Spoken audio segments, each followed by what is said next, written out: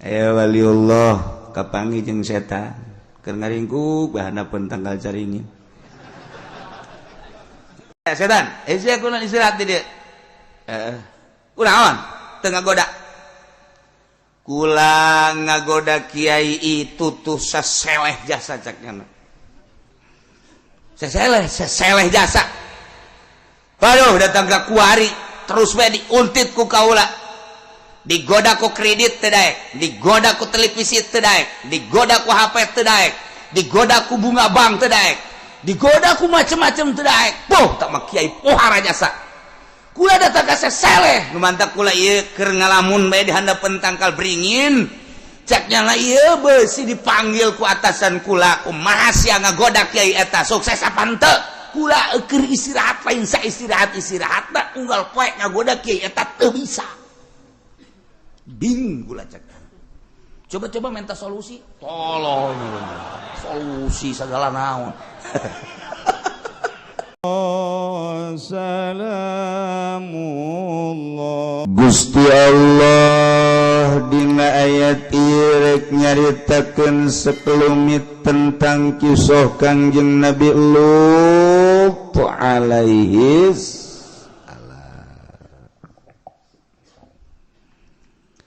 dimana Kangjeng Nabi teh ketika dicaci dimaki dihina disia-sia diusir maka ngarasa prihatin Kangjeng Nabi teh ieu perasaan manusiawi maka keprihatinan Kangjeng Nabi supaya tenang jeung tentrem dibere ku Gusti Allah kisah-kisah Nabi nu baheula nu dibohongkeun ku umatna nu umatna nararaka teu nurut jeung teu ngadenge ka nabi-nabina sehingga akibat teu ngadenge jeung teu nurut kaum-kaum tersebut disiksa ku Gusti Allah dengan ayana kisah tersebut nyulusup ka hate Kangjeng Nabi katentreman oh diperbandingkeun jeung nu baheula can sakumaha orangna ayalah katentreman jiwa Kangjeng Nabi tenang Masya Allah.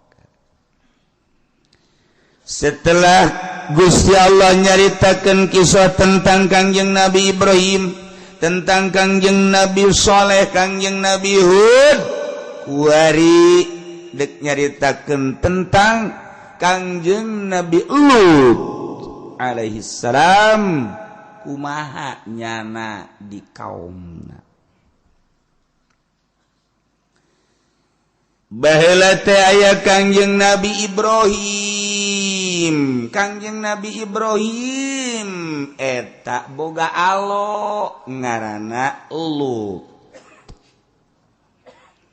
Jadi Kangjeng Nabi Ibrahim teh jeung Kangjeng Nabi Lut dulur lantaran Kangjeng Nabi Lut ieu adalah anak adi bapana Kangjeng Nabi Ibrahim. Lahir sarua di negara Babilonia, Irak. Kangjeng Nabi Ibrahim lahir di Irak di Babil, kitu keneh Kangjeng Nabi Lut lahir di Babil, Irak. Begitu gede umur bebelasan tahun instruksi Gusti Allah, wahai Ibrahim, wahai Lut, coba maneh pindah ka negeri Syam. Karindahlah nyana duaan. Jadi sazaman Kangjeng Nabi Ibrahim jeung Kangjeng Nabi Lut sazaman. Dulur alok. Bahkan Kangjeng Nabi Ibrahim nikah ka Siti Sarah teh adik Kangjeng Nabi Lut.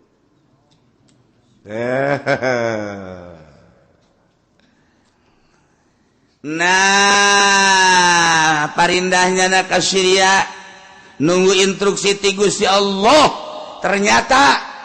sanggeus teh di Suriah Kangjeng Nabi Ibrahim Ibrahim titah cicing di Palestina Kangjeng Nabi Lot titah cicing di Urdun teh Yordania deket Urdun jeung Palestina mun di lempangan ku lempang suku 1 hari 1 malam deket di Urdun Palestina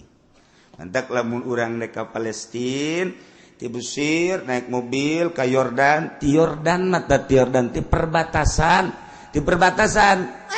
tinggal sabaraha jam kadinya sajam 2 jam masuk Palestina deket didinya lah Kangjeng Nabi Ibrahim di Palestina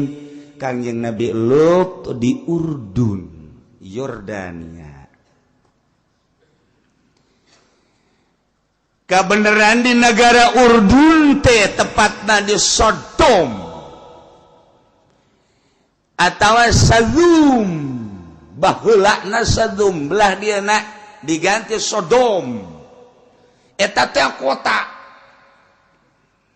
kebelah barat ka ditu kota deui eta teh sekitar bangsa 60 km aya kota deui ngaranna Arom kabelah selatan ka ditu ngaranna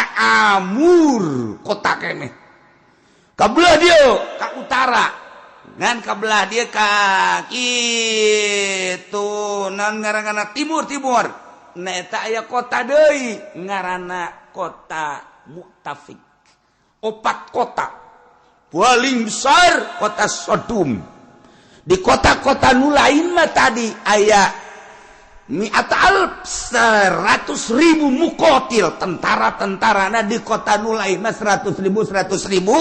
lamun tilu berarti 300.000 di kota Sodom mah di dia mencapai kana 400.000 geus loba horeg jelema harita sebab naon nu mantak loba sebab nu mantak loba sakali ngalahirkeun 4 tilu ngalahirkeun teh 2 jadi lamun ngalahirkeun hiji teh disengserikeun ku tatangga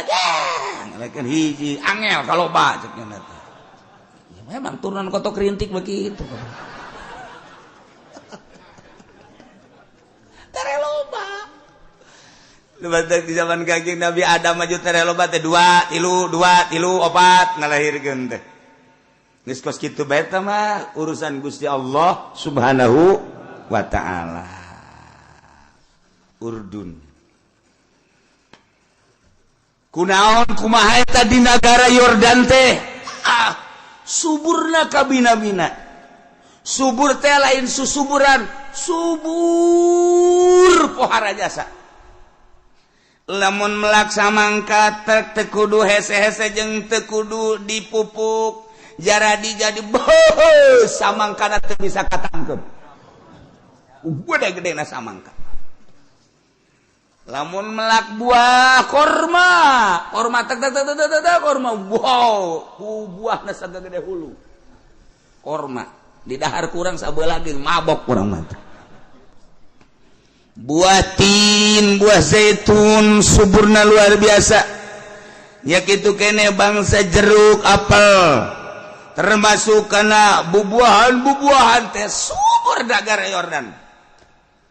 urang kamari ge ka ditu ke Yordan teh masyaallah lamun urang neuleuh di Cipanas susah kitu luar biasana eta palawija begitu urang datang ka Yordan neuleuh di Cipanas teh nanaonan sebab lo di Cipanas wortel paling ge sagede jempol suku barang datang ka Yordan wortel sok pada kieu ambe sakurang teh urang biasa ka Cianjur biasa ka ditu wortel laleutik amat lobangan laletik begitu datang ke Yordan di sisi jalan sok gede kieu wortel masyaallah bonteng urang lamun neuleuh di Garut Pakidulan teh dikirim kadinya bonteng bodas bonteng hideung kitu kene di Cipanas Cianjur bonteng bararagus begitu datang ke Yordan bonteng sok boga gede bitis boleh ya Allah eta mah anu ngaran kitu non karena nusak dipertelan gitu teh nu bulet nu sok dipang sayur kol kol teh kol dia urang segede hulu orok kol teh segede hulu orok jadi itu mah kol bogo deh jasa gede ku subur-suburna gaya roh dada kos kitu pohara jasa tis nu mentek di Yordan mah patani ge marake jas bae sugan teh mah gaya tiris ngangon embe make jas ngangon onta make jas atuh tukang ngabenerkeun listrik bae sugan kula mah pagawe horenganan PLN make jas wow sekali pakai dua kali pakai dijual punyana jasna kirim ke Indonesia dibelian tukang meulina ge murah 100.000 200.000 kancing dua hiji urut gangon embe di ditu dibeli ku urang di ditu urang gangon di dia pakai ngagaya blow on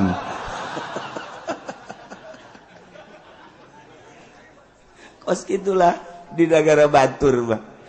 tiris lain lalagaan mun keur usim tiris tilu usim teh di ditu teh mantak paruti jelemana karasep garelis sebab sejuk negara Yordan geus kasuburan bubuahan luar biasa palawijo suburna luar biasa melak naon bae geus teu kudu dicaritakeun kahebatanana maka atuh negara teh mahmur loh jinawi pohara bahkan ekspornya na ka luar negeri anu dikirim ke Mesir ti Yordan anu dikirim ka kitu Palestina ti Yordan anu dikirim ke Saudi Arabia ge ti Yordan negara anu sangat subur pohara luar biasa dak dumadak ka kawasan Gusti Allah dicoba di Yordan teh pepelakan jadi majadingan teu buah samangkan nu sakitu biasana buahna gede ieu mah pentilan gen teu buah nu sabiasana rentul teu hese-hese ku ari mah kembangan gen teu tin jeung zaitun nu biasana baruahan ku ari henteu diopenan ku manehanna nu berbagai cara kol segala wortel segala palawijo nu lain-lain ge geus teu baekeun baruahan gamrung kaget masyarakat di Sodom zaman harita ko ieu palawija jadi kos kieu di dia teh mulai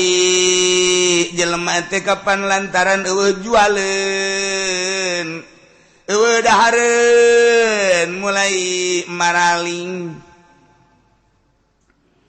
anu aya di mana di paling aya di mana di paling naon bae asal dijadikeun duit ku ari lain babalik ka Gusti Allah geus teu main Allah-Allahan ku ari manu penting mah beuteung lantaran ieu teh paila ku Gusti Allah dibere bahkan ku ari beuki mantep pailana lain sakadar bubuahan jajadian ge teu jadi lantaran hujan-hujan garing di Yordan teh pohara kalut lamun geus dibere perekonomian palawija geus teh jalan boro-boro cara di Yordan di Indonesia bage dahareun mah loba keneh duit simpenan loba keneh tapi geus dianggap ieu ku ari geus tiara pengusaha teh lantaran can boga rencana negara teh bakal dikumahakeun sistem perekonomian di Indonesia pakar ekonomi henteu ngucapkeun rencana anu dijadikeun ditetegkeun ku Presiden Jokowi dalam rangka untuk membuka usaha pakar politikna pakar perekonomianana teu jalan sedangkan investor nu aya di urang teh make duit negara bang pelipatanana bunga sebulan 2 bulan 3 bulan nah lamun 3 bulan kaharep can jelas gulung tikar bakal dihandap papan teh nyaho bae menta cai bae ka kiai Assalamualaikum Waalaikumsalam naon ya doakeun cenah kieu gula ieu supaya bisa digawe cakat teh gawe di mana begitu nagerik baralik rakyat teh naon aduh cenah kiai kunaon ieu kula dioper cenah digawe ti dieu ka ditu kanu ditu ka dieu cenah eta teh perekonomian can jalan supaya aya gawe nyana geus dia digaji mah moal geus ka ditu bae arindut kanu ditu ka dieu ka ditu cuma temen ti tajong pelos cenah teu jelas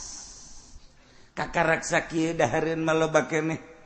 duit simpenan di bupati mungkin masih keneh puluhan juta ratus juta dolar lamun sakelas bupati bae nyimpen dolar nu sakitu lobana encan gubernur encan menteri bohong kadik bupati teh nyimpen dolar bohong kajen ku kumaha ge sebab dikorek kamari ieu gubernur atut bae ge sabaraha simpenanana wawan bae ge nu teu jadi gubernur sabaraha simpenanana mobil mewahna bae ge anu ku urang henteu kabeuli jeung urang mah moal meuli ja teu kabeuli ambalaya eta kakaraknya na saurang mangkaning di Indonesia model kos gitu emang saurang ambalaya ngan kasusna bae can diangkat lain lalagan kabeh bupati teh eta teh jutaan nyimpen puluh ratus juta diak di kamanakeun mandeg perekonomian teh nah loba keneh tapi rakyat makan kuari teu bisa disalahkeun maling lah jang beuteung nyana dituntut ke keluargana boga anak boga pemajikan digawe henteu hese lapangan kerja henteu aya pabriknya na dikaluarkeun dagang teu mararaju deuk kumaha maling ieu kuari pamalingan di Indonesia meningkat da luar biasa pamarentah geus teu bisa nyaritakeun maling sebabnya na ge maling malah nyana ngomong ka pamalingan sia tuh lorosa teuing malingna ai maling mah maling bae geus aing maling ceuk cenah negara pemalingan di negara orang ya baheula di Yordan teh seperti koskar itu pamimpin di negara tersebut teu jelas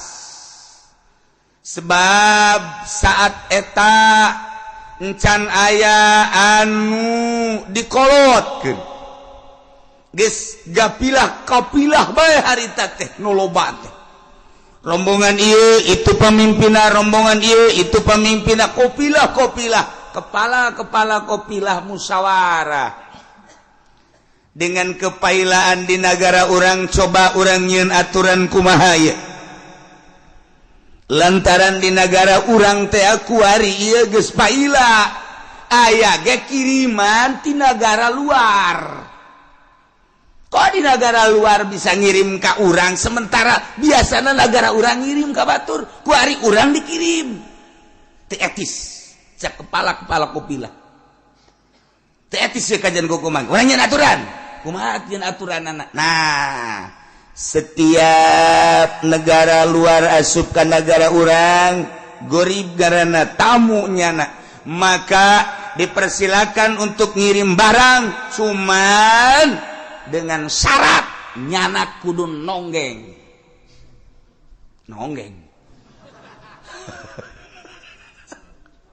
kudu daek didumbling maksudnya naon sih maksudnya supaya ulah ngirim barang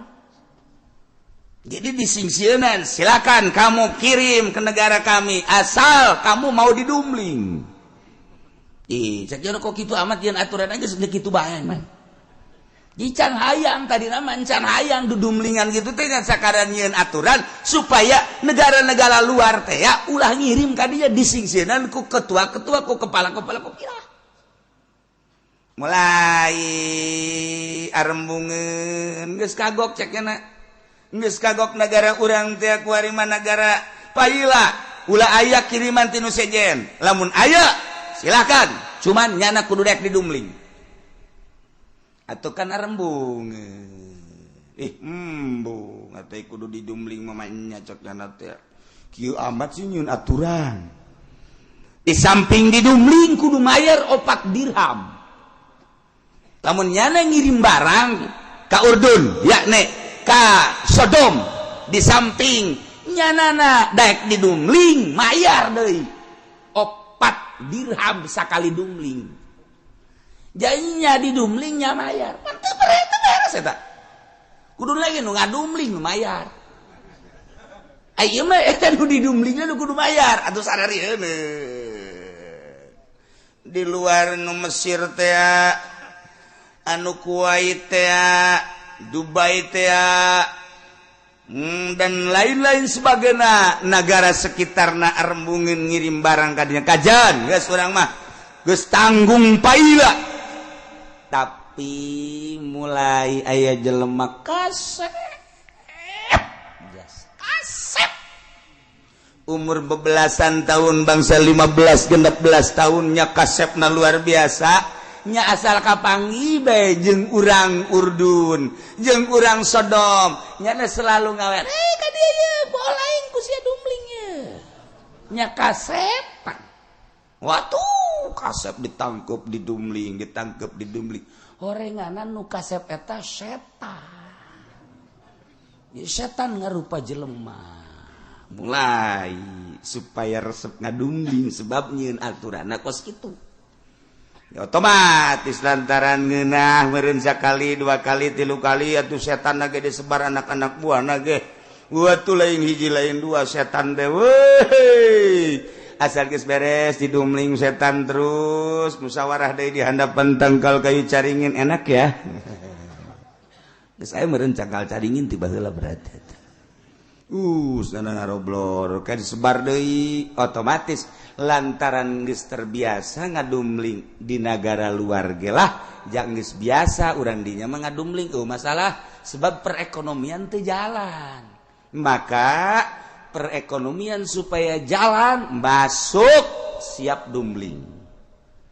ya otomatis didumling jadi kuari majelema teh geus lain hayang ka awewe hayang na ka lalaki teu meunang manggil nu kasep lalaki langsung dibawa bae ka kamar terus ditonggengkeun ceces-ceces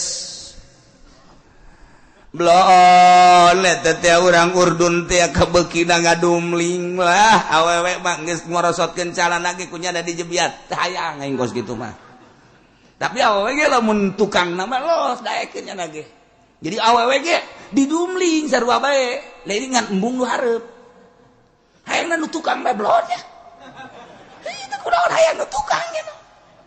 dibere nu hareup cak awewe teh ieu nu hareup embong memang nu tukang bae tukang jadi ngadumling teh ka lalaki ka awewe ka lalaki ka awewe Nah urusan soal dumling teh kapan dipermasalahkeun di zaman sahabat eta kumaha lalakonna lamun aya masyarakat anu ngadumling teh di zaman Sidina Abu Bakar Siddiq nyieun aturan ihraq dibeulem jelema anu daek ngadumling dibeulem di zaman Sidina Umar teh dibeulem di zaman Sidina Utsman mun aya nu ngadumling dibeulem di zaman Sidina Ali leuwih keras deui di samping ditazir dibeulem sebab naon ieu kapan ngarusak tatanan agama anu tatadina mah panpa dina wati teh kapan hayang nurunkeun ngaluarkeun kitu ngalanjutkeun turunan lain ngan sakadar melampiaskan syahwat tapi kapan hayang boga turunan geus ayalah perkawinan dina perkawinan teh kapan engke najima dina jima ngahasilkeun turunan dina turunan eta kapan kudu dibiayaannya pamajikan dibiayaannya anak kudu dibiayaan maka orang-orang Urdun berpikiran boga pamajikan mah boga anak kudu dibiayaan ngadumling mah teu kudu dibiayaan sebab teu boga anak berarti geus rusak luar biasa maka di zaman sahabat dibeuleuh menghancur agama lamun di zaman urang kuari ngadenge baheula tuntutan di Perancis homoseksual teh kapan kudu dilegalkeun di negara nuntut ke PBB kemudian PBB ge ngarasa kebingungan lantaran nu dibahas lain make Quran lain make kitab samawi make kitab ham otomatis sakajasi manusia dibahas geus pada ngabogaan hak maka jelema anu resep ka lalaki sarua boga hak dilegalkeun di Perancis kawin karena di Perancis legal geus loba berarti Itali nomor kedua di Itali di Mowai eta teh kapan hayang dilegalkeun negara Itali nu dianggap suci aya Roma tapi aya sebuah negara sebuah kota ngaranna Mowai di dinya teh hayang dilegalkeun lantaran geus loba jasa anu homoseksual nuntut ke PBB legalkeun Jerman nuntut ke PBB dilegalkeun akhirna secara dunia dilegalkan lalaki kawin ka lalaki gemal boga turunan atau mangan sakada susukaan doang mantak dibeleum ge ku Sina Abu Bakar Siddiq mah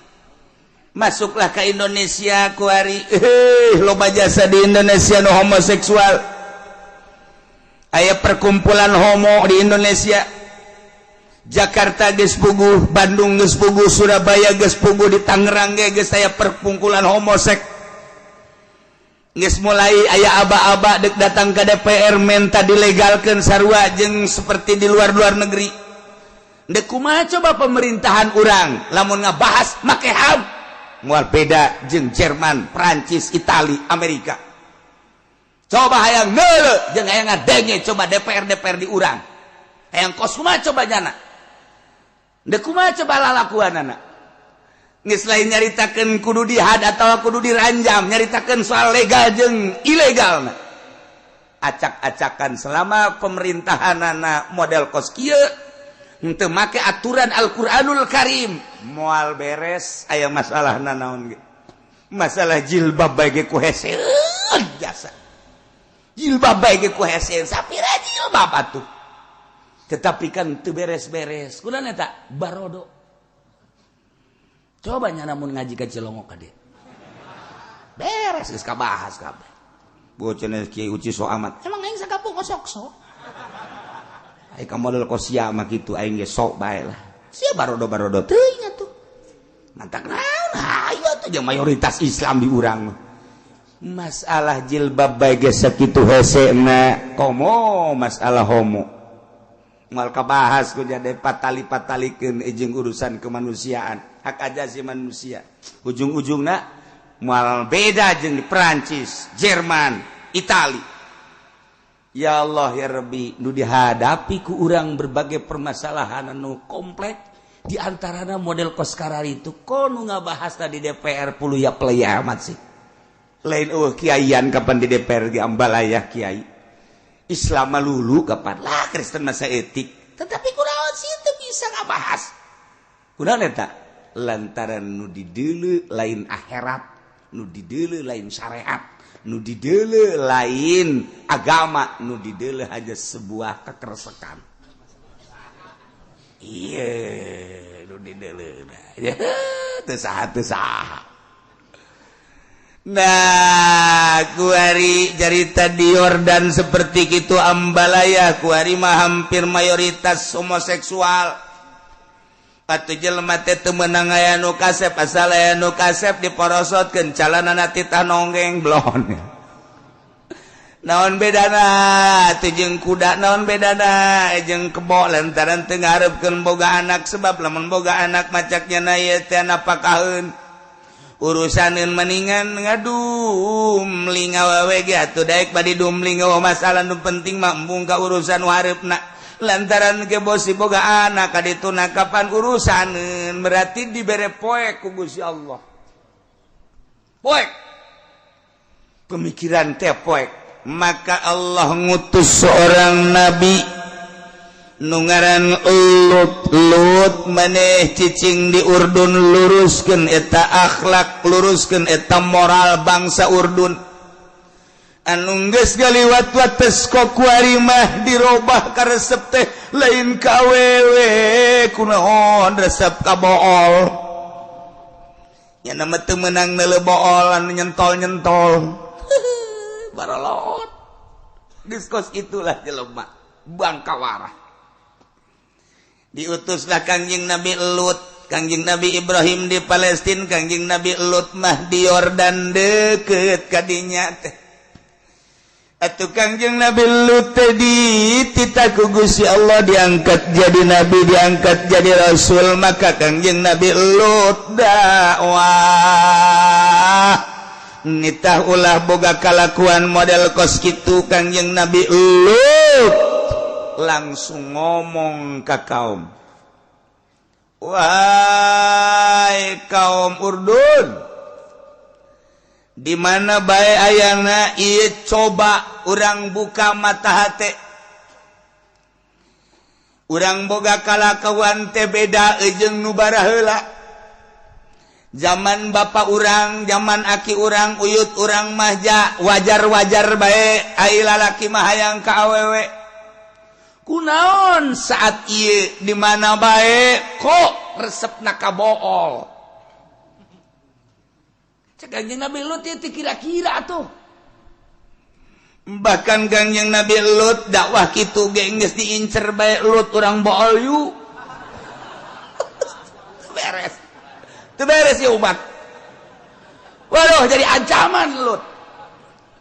Cekir aing sial kudu kumaha ieu. Tapi Kangjeng Nabi Lut bahkan Nabi Rasul maksumnya nama tetap dijaga. Secara mata kasat papan teu kadeuleuh penjagaanana, tapi secara gaibah kapan aya malaikat tenang Kangjeng Nabi Lut. Ngan eta mah ancaman bae. Ulah bae aing jeung Nabi. Nya geus rada ngageter-geter tetep Lut ge. Ieu mun ka aing pan berapa ieu? Mangani Kangjeng Nabi Lut kasep. Dedeg pangadeg Kangjeng Nabi Lut mah jangkung, irungna mancung, matana burelek, budian aya cambangan ka dieu, aya janggotan ka dieu. Terus kulitna putih Kangjeng Nabi Lut mah. Bibirna semurada gede seetik hartina bagus lamun seri teh. Setiap jelema anu neuleuh ka Kangjeng Nabi Lut tertarik. Waduh sedangkeun Kangjeng Nabi Lut ngalarang dudumlingan model kostum. Ngomong ka kaumna atatunal fahisata ma sabaqakum biha min ahadin minal alamin. Cek Kangjeng Nabi Lut atatunal fahisata, wahai masyarakat, apakah maraneh ieu ngalaksanakeun dubur-dubur rijal ya ada dumling-dumlingan nanaonan ieu. Maka jeung ngalaksanakeun dumling kieu masabaqakum biha min ahadin, nu teu pernah baheula mah, teu pernah aya ti heula mah. Eueun nu miheulaan saurang ge ti alam boh manusia boh jin anu ngebon humakeun dudumlingan kieu kakarak ayeuna teh Kangjeng Nabi Lut. Nanaonan ieu? Innakum latatunar rijala syahwatan. Anatah aranjeun kabeh teh ieu ngalaksanakeun ka lalaki teh ieu karena syahwat duna min dunin nisa. Kunaon teh ka awewe? Awewe ambalayah nu kos kumaha bae ge loba. Nu gede aya, nu sedeng aya, nu leutik aya, nu gede aya, nu pendek, nu jangkung aya. Kunaon ieu syahwat dirobah ku dan kalalaki? Coba cek Kangjeng Nabi Lut, kula diutus ku Gusti Allah jadi nabi, kula diutus ku Gusti Allah jadi rasul,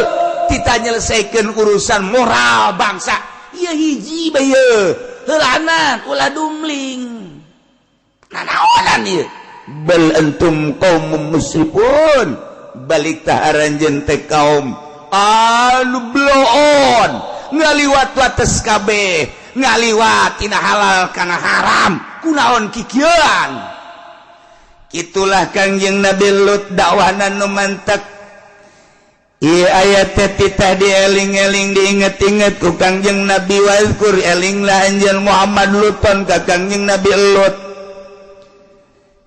Kumaha Kangjeng Nabi Lut ieu qala waktuna nyarita Kangjeng Nabi Lut liqaumihi ka kaumna atatunal fahisata ma sabaqakum biha min ahadin minal alamin. Coba eta masyaallah. Terus Kangjeng Nabi Lut dakwah teureun-eureun di negara ti kota ieu ka kota itu, ti kota ieu ka kota itu. Wah, masyarakat kuari jadi resah ku dakwah Kangjeng Nabi Lut. Ketua-ketua kopilah, pamimpin-pamimpin kopilah ngayakeun musyawarah deui. Bener ge eueuh ti zaman baheulana urang ieu ngalampiaskeun syahwat ka lalaki, tapi kan ieu teh jadi kasenangan. kok lut ngahalang-halang kesenangan orang kurang ajar ya si lut budak kamari jeung lain orang dieunya nama lain orang dieunya nyahoanan make jeung lurang larang kieu coba kudu kumaha ieu urang kudu kumaha ieu ieu kan kesenangan orang urusan senang makan kumaha orang nu nyeuna aju ieu lut ngalarang-larang wah teu beres ya kajian kumaha ge lut ya. Urang datang ke ayu dilarang-larang kieu tita biluk kanu biasa bae. Urang sahwat ka awewe. Sahwat ka awewe teh hayangna ka lalaki bae. Masyaallah. Ih kaum model kos kara itu. Di samping akhlak Kangjeng Nabi Lut teh titah ngabalikeun agama. Nu saat eta agamana teh agama kafir, agama musyrik. Lantaran nyembahna nyana ka patung. Kangjeng Nabi Lut teh ngabilukeun agama supaya nyembah ka Gusti Allah allazi khalaqas samawati wal ard di samping nitah ibadah ka Gusti Allah ieu Allah nyieun aturan ulah ngadumling eta teu daraekeun kaum tetep bae geus ngeunaheun nyana teh boga kalakuan dudumling teh geus ngeunaheun biasa lantaran teu boga anak ngeunaheun asal aya lalaki toel supkeun ka kamar porosotkeun calanana nonggeng aduh ieu kaum bisa jadi kos kieu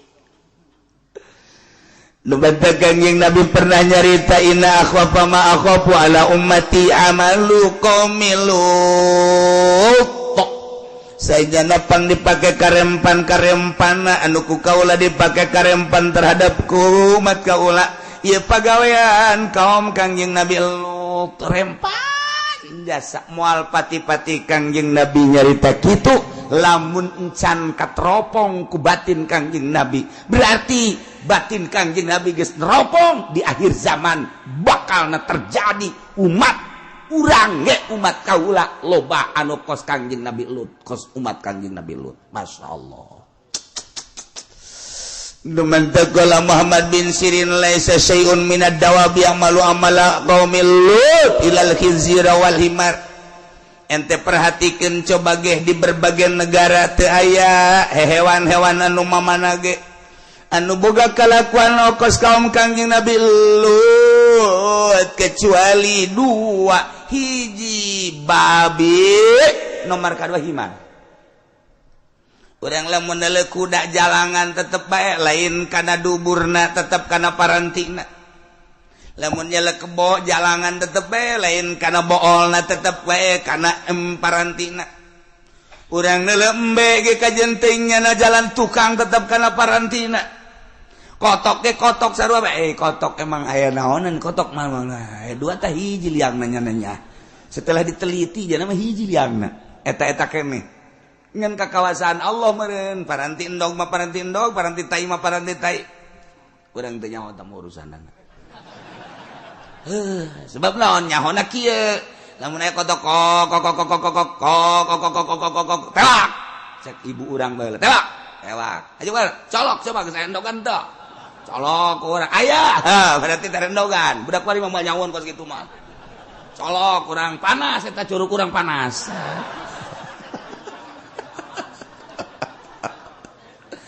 badan kotok ge kaget nu biasa nama jalain sagede kieu koy mah gede amat bejaan ka kotok ieu mah lain bangsa sia curug ieu mah wasup asup ya eta kod bae lama kos kita sada kotok kokokan bae eta coba tewak colok aya kurungan geus dipetakeun ku urang sayangna kurungan engke geus kebel bae buka kakaratrak deuleu aya endogan ye baheula mah kos kitu kuari mah teu nyarahoeun cara-cara kos kitu budak kuari mah nyahona maling endog bae pokona ya Allah ya Rabbi loba urang pangalaman zaman baheula mah kos kitu asal kakalatrak bae geus lamun aya denu kakalatrak kotok rintik tewak colok eueuh hanja eueuh pencit kakaladrak bae ndogan teu naon teu becet pencit mentak urang keur leutik mah ngadoa sing kakaladrak sia mana teu pencit pasti aju zaman hese pan baheula mah bepencit teh terus bae diolahkeun terus digoreng dipasi-pasi pan ku kolot teh hebat eta kolot baheula mah terus anu wani da teh geus digoreng ge ke waya dahar bae urang karumpul tah jang sia jangjang tah jang sia ceker tah jang sia itu bae jang emah jeung abah amo budak bu pohara teu adil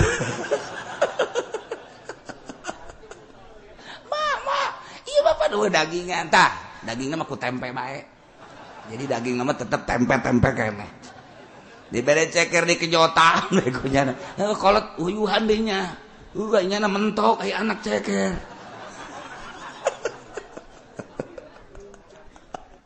eta dibagi baheula mah naon eta lain masalah nanaona ieu anak nurut jasa ka kolot sehingga teu wani diturub saji aya hidangan-hidangan lamun encan dibagi ku kolot teu wani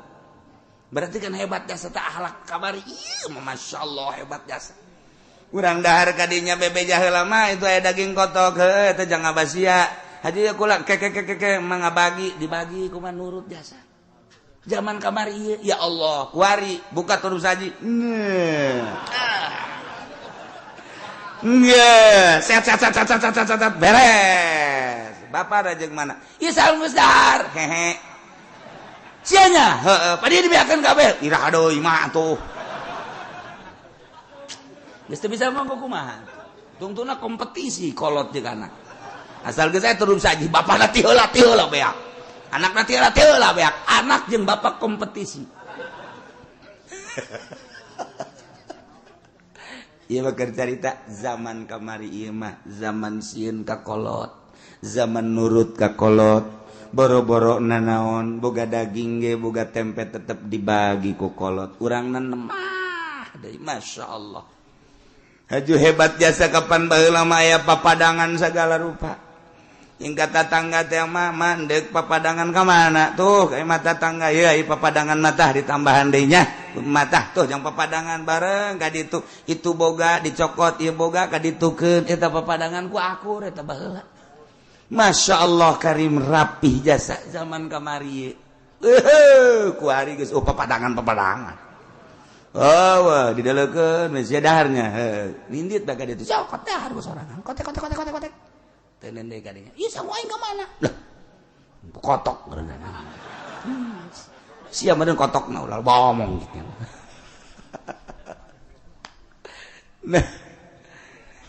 ieu Kangjeng Nabi terus-terusan dakwahnya na ka kaumna atatul fahisyata ma sabaqakum biha min ahadin minal alamin dulur kabehan coba pikir kumaraneh kabeh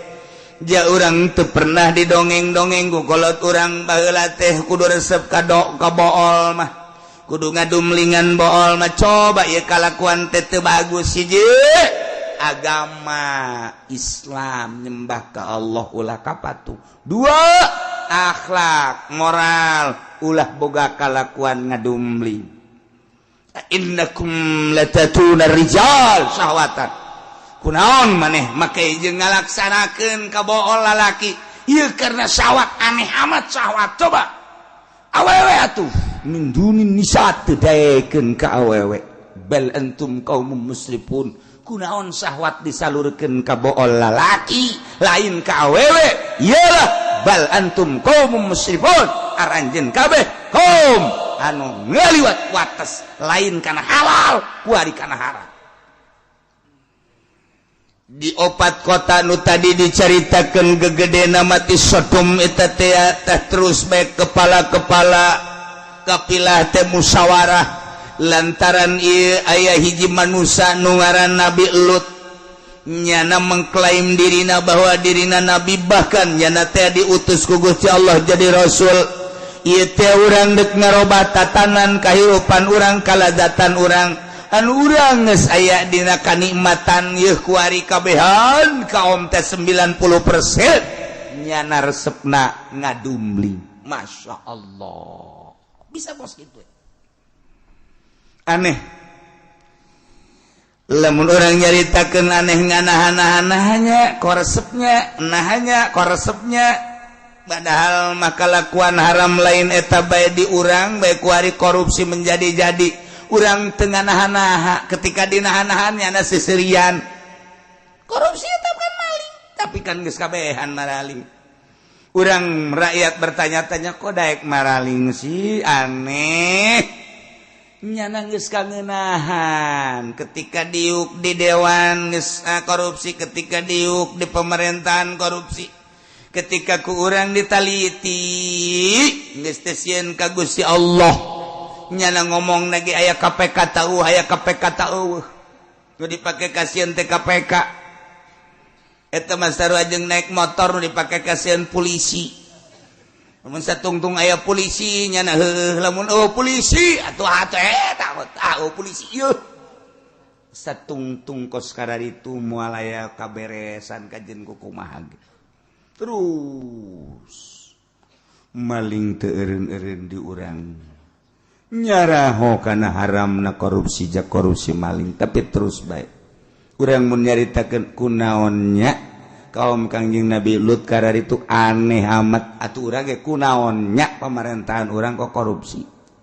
sarua lamun urang nyaritakeun perzinahan ieu teh lain masyarakat bae pamarentah ge geus jararina lain lalagaan pamarentah zina teh lain lalagaan lantaran daftar-daftar perzinahanna loba di hotel-hotel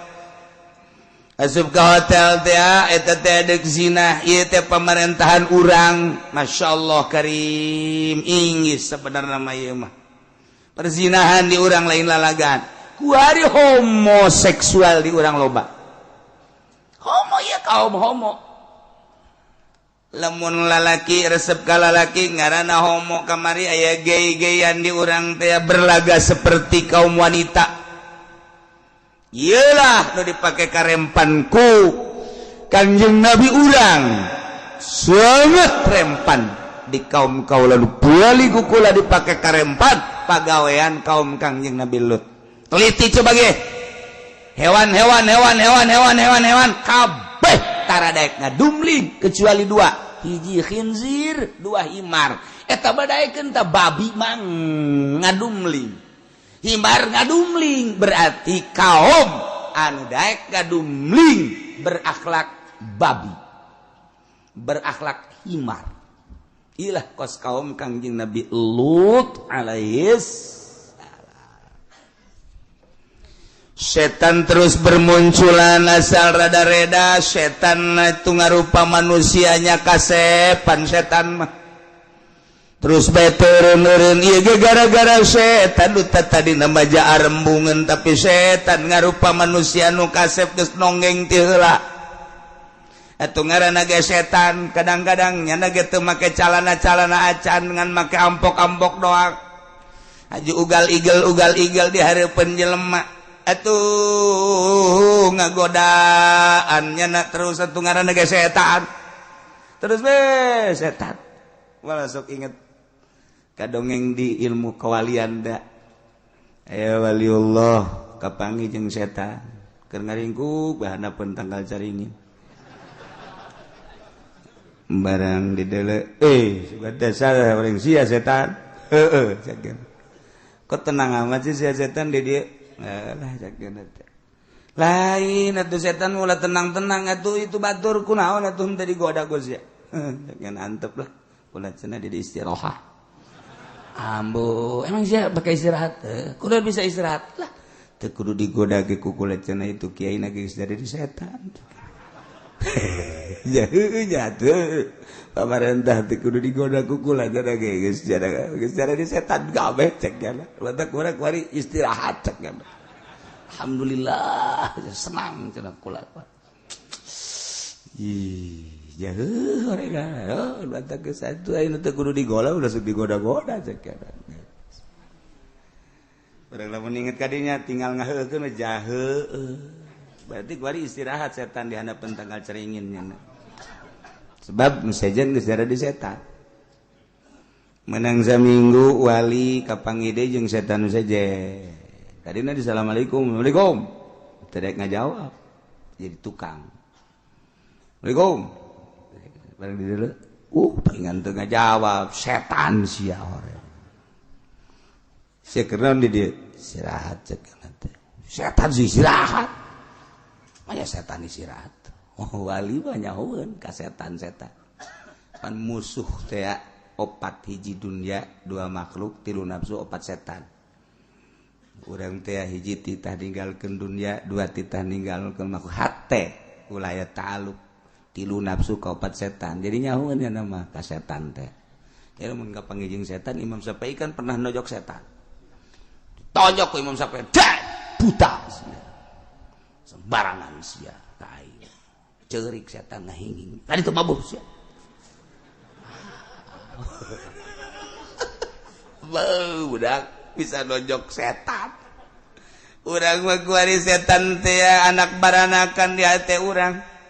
Ente pernah dikaluarkeun setan di jero hate, malah mah jadi peternakan setan. Di jero hate teh dikembang biakeun geus mah anakan, anakna geus anakan diincu berarti incu geus anakan deui naon tangaranna. Uyut beuh geus loba jasa geus teu bahi di dieu ge pas sedak-sedak cek cenah ieu urang nyieun RSSS. Di jero hate. Ieu mah aya setan, sia kunaon istirahat di dieu. Kunaon? Tengah goda kula ngagoda kiai itu tuh seseleh jasa caknya seseleh jasa. Waduh datang ke kuari terus we diuntit ku kaula, digoda ku kredit teu daek, digoda ku televisi teu daek, digoda ku HP teu daek, digoda ku bunga bank teu daek, digoda ku macem-macem teu daek. Poh tak mah kiai pohara jasa. Kula datang ka seseleh nu mantap kula ieu keur ngalamun bae di handapeun tangkal beringin. Caknya lah ieu beusi dipanggil ku atasan kula, kumaha sia ngagoda kiai eta sukses apa henteu? Kula keur istirahat lain sa istirahat-istirahatna unggal poe ngagoda kiai eta teu bisa. Bingung kula cak. Coba-coba minta solusi, tolong. Solusi segala naon. Ai kitu mah anu kiai nu lama bangsa keur magahan ngaji. Aju setan datang, adinya namu tenang-tenang wae ai mah gampang cek ieu mah lah ku sekupi ge bisa ieu mah. Sekupi bisa. Ku mio bisa, ku umroh bisa. Ha, leutik we kiai kos kieu bacakan. Teu badak loba istirahat lantaran haju kiaina jadi setan cek. Pedagang mah komo geus leuwih ti heula tibatan kiai itu mah nyana nyalib jadi setan geus leuwih ti heula jemping nyana beuh pohara geus jare setan kabeh. Tah jadi setan istirahat lantaran geus teu kudu digoda, aya nu ieu mah kapangijing setan lantaran seseleh cenah tuh. Jadi setan geus sarua seseleh panas. Lamun ngagoda kiai eta lamun nyana geus baca ayat kursi panas cekna teu kuat kula. Tapi lamun kiai anu ieu mah nyana maca ayat kursi ge malah dipagahan ku setan lain kitu, ayat kursi da kurang pas sia mah. Ku setan dipagahan. Jadi lamun dipencet jelema kasurupan dipencet lamun kudu bisaan mah kan kabur ta setan. Tapi lamun kudu teu bisaan mah pencet babacaan aing ge bisa bacaan kos kitu mah. Bismillahirrahmanirrahim la yadurru ma'asmi syai'un fil ardi wala fis sama was samiul basir. Aing bisa. Mun teu urang ulah sapencet-pencet tak izinkan dikitukeun ku setan. Ganti urang membaca Bismillahirrahmanirrahim. Walau anna Qur'an surat bil jibal wa qurtiya bil ardh kullu ma bil maut bal. Nah, sia. Aduh. Walau anna Qur'an bil jibal wa pencet. Teu karasa. Sial da setan. Tiga rasa masuk pencet-pencet tak si ade setan lebih hebat mentaknya setan teu sieun sebab naon babacaan urang nangan di tikoro doang teu datang ka golbu jin mentak urang auzubillahi minasyaitonir rajim kuduna mah pan setan indit ya mah setan ngabaturan urang babaturan jeung urang ta eta setan ieu di zaman Kangjeng Nabi Lut setan teh ngabatur jeung masyarakat ngarupa setan ngarupa manusia. Namun sepi pasaran setan nararonggeng. Ya Allah ya Rabbi. Ketua-ketua Qapilah teh ayeuna musyawarah di mana-mana ieu teh kumaha urusan elut ngaganggu karena kestabilan jeung kalazatan kangenahan hirup urang nu mantap timbul keputusan hasil musyawarah tina para ketua Qapilah. Wa ma kana jawab qaumihi illa an qalu akhrijuhum min qaryatikum innahum unasun yatatahharun. Teu aya deui jawaban kaum Kangjeng Nabi Lut illa an qalu kecuali nya ngararomong gas ulah samatkan niaya iya ulah datang ka ngaganggu kastabilan kangeunaan urang akhrijum usir Lut jeung pengarut Lut usir min qaryatikum ti kampung maraneh kabeh innahum unasun yatatahharun eta Lut jeung pengikut-pengikutna manusia anu berlaga suci bohong nyana teresep kalalaki resep kajian kukumaha ge nyana anggus mensuci-suci diri nyana anggus ngaku nyucikeun dere gas lamun bener kos kitu usir urang ya Allah ya Rabbi eta rasul dek diusir rasul eta kapan dek diusir masyaallah mulai kuari dek ngondisi-ngondisikeun tentang pengusiran Kangjeng Nabi Lut kumaha carana aya pembekotan di kota Amur, di kota Amir, di kota anu sejen teh mutapikat kitu keneh. Da ieu teh ulah datang ka sing hade isme Lut ngaganggu ka urang. Sedengkeun Kangjeng Nabi Lut becicing teh di Sodom. Nah, di Sodom iyalah mulai dikondisikeun pengusiran Lut beserta kaum-kaum nu anut ka Kangjeng Nabi Lut. Kaum Urdun nu aya di Yordan dek ngusir Kangjeng Nabi Lut lantaran dakwah nabi-nabina. Masya Allah nu baraheula teh kos kitu. Kumaha kelanjutanana ieu sementara Kangjeng Nabi Lut terus dakwah ngadakwakeun akhlakul karimah. Sementara kaum nu aya di negara Yordan di Sodom teh geus benci terhadap Kangjeng Nabi Lut kumaya teu nyambung antara Kangjeng Nabi Lut jeung kaumna maka kelanjutanana fa anjaynahu wa ahlahu illa imra'atah wallahu a'lam bissawab. Riwayatkeun opana Sayyidatah Sakinah satuhune Gusti Siti Sakinah Ukhtal Husain nyatane dulur wadon Sayyidina Husain akhrajat iku metu ya Sayyidah Sakinah metuakeun rasa ing Sayyidah Sakinah minal khaba'is saking khemah ukul jamal ing dalem sadukuring ontawan syadat lan gawe singiran Sayyidah Sakinah tegul hale ngucap ya Sayyidah Sakinah madza taquluna in qala nabiyyu lakum madza fa'altum wa antum akhirul umami madza ing apa suji-wiji taquluna ngarucap sira kabeh in qala nabiyyu lamun ngucap sapa Kangjeng Nabi lakum kada sira kabeh madza fa'altum mingapa suji-wiji migawe sira kabeh wa antum lautai sira kabeh akhirul umami ku akhir pirang-pirang umat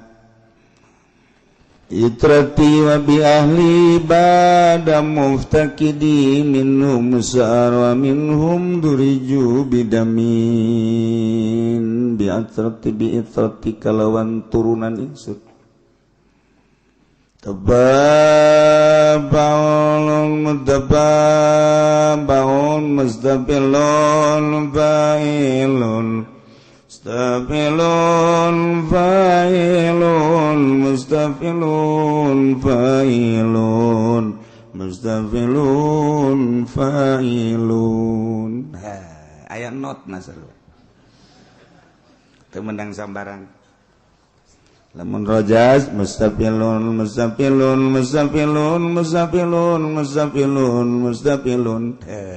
rojas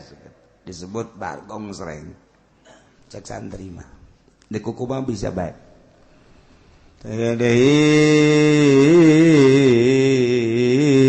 bahar basit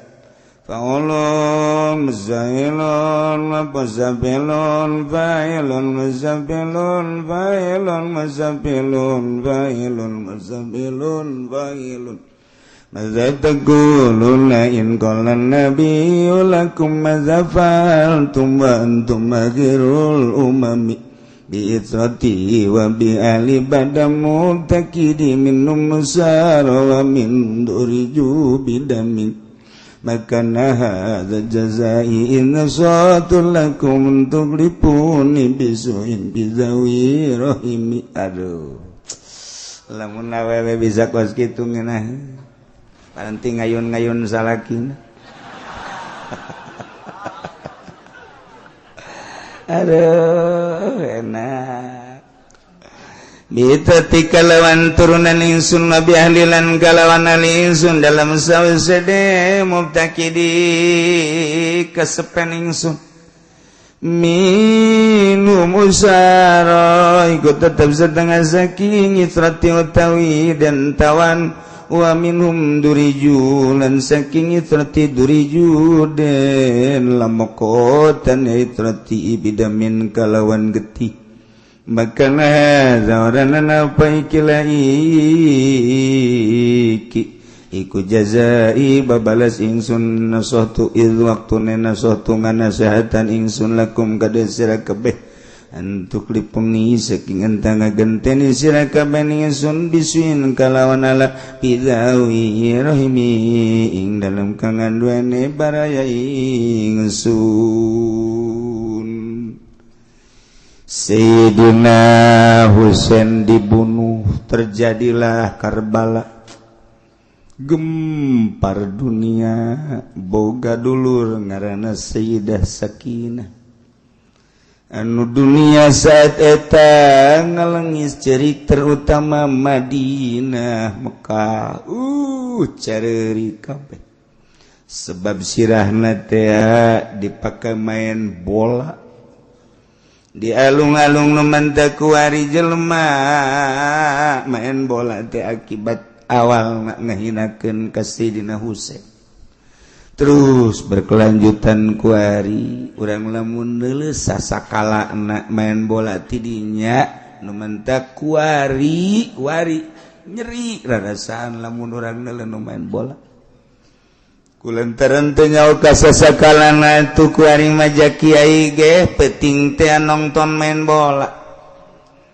Ustad mah komo ja kiai na ge nongton main bola, pedagang mah geus ti heula, pamarentah mah malah manya nama duitan teh naon gara-garana naon tuh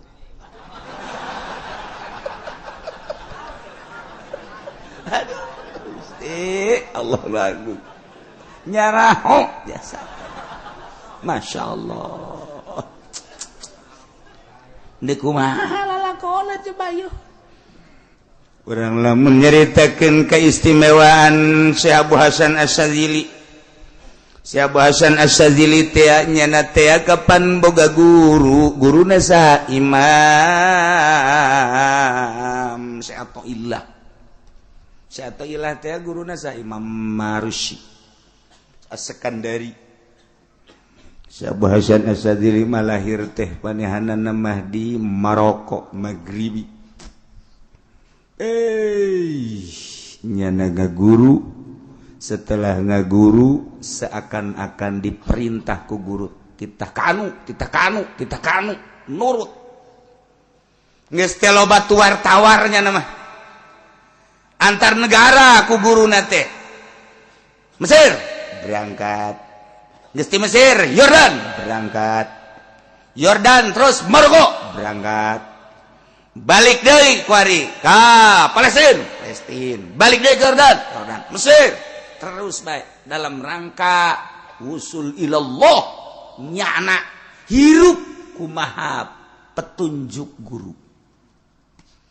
Setelah nyana dilepas ku guru amanat guru ngan sakadar sakieu amanat. Hai sadili sadil teh kampung sadil nyana titah cicing di kampung sadil mantak Abu Hasan Asadili kampung tama cicing di dinya nu mantak cicing di dinya kunaon urang dinya teu nyahoeun ka pangeran teu nyahoeun teu bisaeun ibadah nu bagus teu nyahoeun katentreman jiwa cicing di dinya didik mangga barang datang ke kampung sadil nyana hayang boga babaturan ahli Allah di mana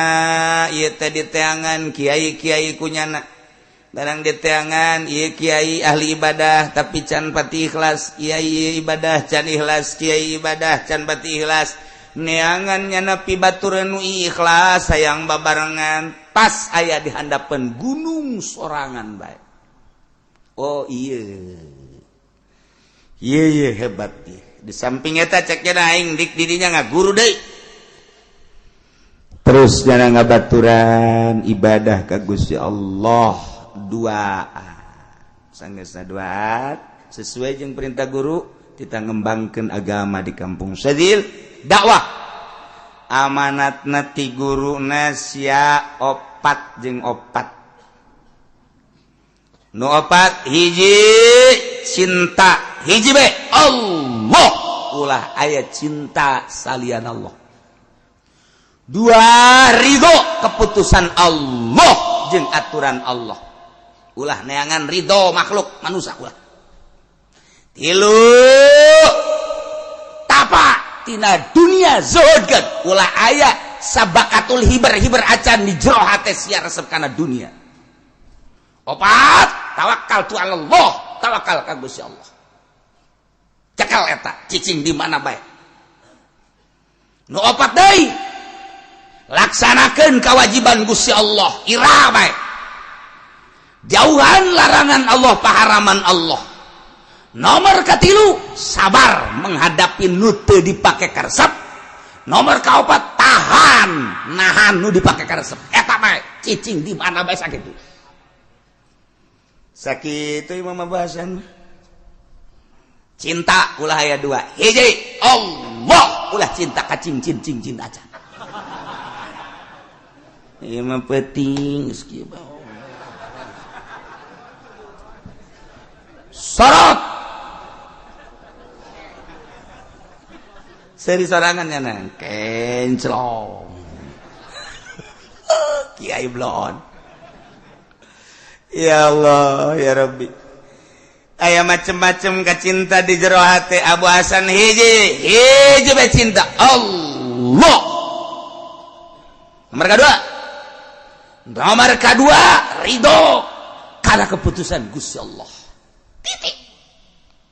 urusan jelema moal aya beres-beres jeung moal aya eureun hiji be ridho keputusan Allah anti dunia sabakatul hiber ge ulah aya di jero hate dunia fuhara Masya Allah kan urang mau ojol daek dakwah asal-asal daek gebulidan asal-asal daek mamaca asal-asal kumaha eta baeta nu dideuleuna teh eta bae asal ngariungkeun nu sugih giat mun ngariungkeun nu susah mah geus melihat hulu lah sales malah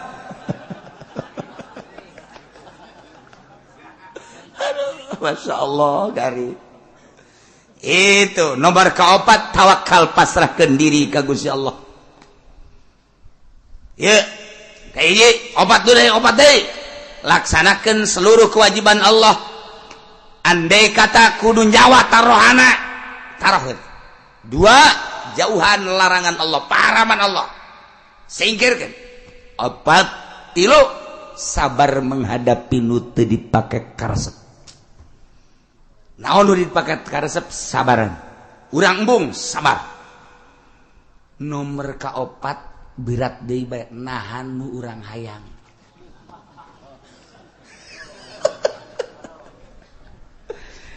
dilaksanakan ku Abah Hasan Asyadzili bae terusnya dakwah asal dibere duit embung eueuh di hate kula duit kula mah nu penting mah bapak-bapak ibu-ibu teh nyaho ka Allah kula nyalisakeun nyaritakeun urusan hukum make geus teu kudu barang bere ka kaula edek geus ulah aya nu merena naon ka kaula mah tuturkeun bae oh jelema pohara lantaran naon teu hayang dunia ieu urang nu mantak haju kuari embung ge ka kiai eta tak ojol ka duniana maca khutbah Jumat bae kudu dibayar buego kira ikhlas atau si kiai Jumat bae dan kepentingannya anak kudu dibayar ari ngadalil jena di Mekah ge dibayar di Mekah ge ulah loba omong kos nyana nyao bae ka di Mekah urusan-urusanana iya sia bae deuk datang ka mana ku ari khutbah kudu dibayar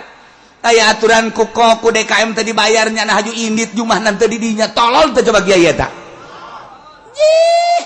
ih berarti aya yang meureun ye aing mah coba-coba doang aing mah Masya Allah bangunna aya ieu ya Allah ya karim endeu kumaha ditaluturkeunana ilmu aya di nyana tapi mak-mak aya di nyana ye eta kos kitu dijadikeun DKM duit teu puguh ka mana-manana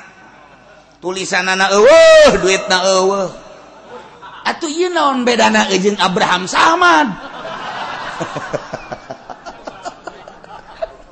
lebih jahat malah mah itu onom di ditu kan cemas di tempat suci Masya Allah karim nah iyalah ilmu tinggal ilmu nyana ngomong wai ngaji jararau amat atuh teh kudu jauh-jauh ngaji mah aja bisa lain masalah bisa teu bisana lelebok sia ore koros ya mah karasain ku masyarakat ke nyaho sia teh pinter aing nyaho tapi aing embung aing kudu gaji ka sia mah kunaon sababna aing mah ore koros anakna sia mah indungna embung aing duguna mah uji ore koros bae ceknya atuh sama-sama ore koros mah atuh jangan saling mendahului ndek iraha ikhlasna atuh ulah pas ini Mekah mah digaji ulah ieu mah urang bae perbaiki gah etah kuari mah ilmu mah lain eueuh aya jasa profesor ilmuna gede dokter andas aya ilmu di urang loba tapi embung masyarakat nu mantak embung ulah disarakeun masyarakatna nyana lelebokna tadi nama daek ngaji ka kiai eta barang kabelah dieuna osok naik sedan we terus diintip ku masyarakat ai kiai urang sok naik sedan we ti mana oh renganan dijemput ku pacamat ka pendopo mulai masyarakat lah mun kitu mah nyana juga bagikeun ka urang hasil di pendopona sakiana daek ai kitu mah nyana doang mah tuh ngeunah di nyana teu ngeunah di urang mulai ngolembar aneh eta kos kitu sorangan aneh urang keur ngeunah-ngeunah ngaji ka kiai eta aju naek nyana ka panggung hidup jak masyarakat modar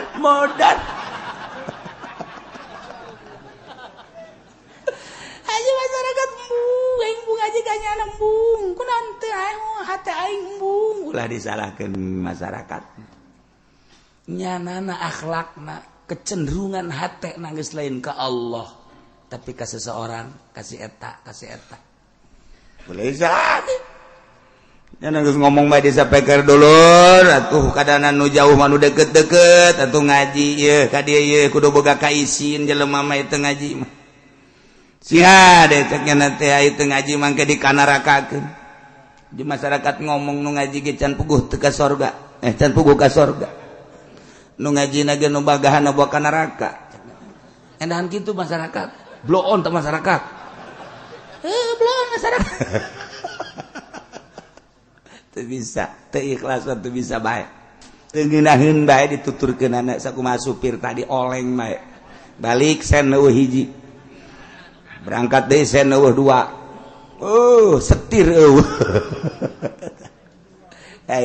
ya urang cerita Sina Husain dibunuh, kemudian Sayyidah Sakinah di luhur onta make sekeduk kemah ngaranna nololkeun sirahna bari nyanyi Mustafilun fa'ilun mustafilun fa'ilun mustafilun fa'ilun mustafilun fa'ilun eta notna madza taquluna in qala nabiyyu lakum madza fa'altum wa antum akhirul umami kumaha ucapan aranjeun kabeh lamun nabi ngomong ka aranjeun kabeh cek Kangjeng Nabi madza fa'altum naon pagawean aranjeun kabeh sementara anjeun teh jadi akhir umat Kangjeng Nabi kok dek ngabunuh incu kaula cek Kangjeng Nabi bi itrati wa bi ahli kuturunan kaula jeung ahli kaula bada muftakidin sabada teu aya kaula horenganan cek Kangjeng Nabi sabada eueuh kaula teh turunan kaula teh minhum musaro aya nu ditawan wa minhum duriju bidami aya anu dilamokotan ku getih eta teh incu kaula teh sarua jeung kaula maneh nganiaya ka incu kaula sarua jeung nganiaya ka kaula nawan incu kaula sarua jeung nawan kaula ngalamokotan getih ka incu kaula sarua jeung ngalamokotan kaula maka ada jazai lain koski atuh babalas kaula mah heuy waktuna kaula mere nasehat ka aranjeun kabeh anjeun teh kunaon ngagantian ka kaula bisuin ku kagorengan pizawi rahmi dina baraya kaula hartina manusia bener nama babalas maula koski ai cinta ka kaula ma agungkeun atuh anak incu kaula ulah digantian ku kagorengan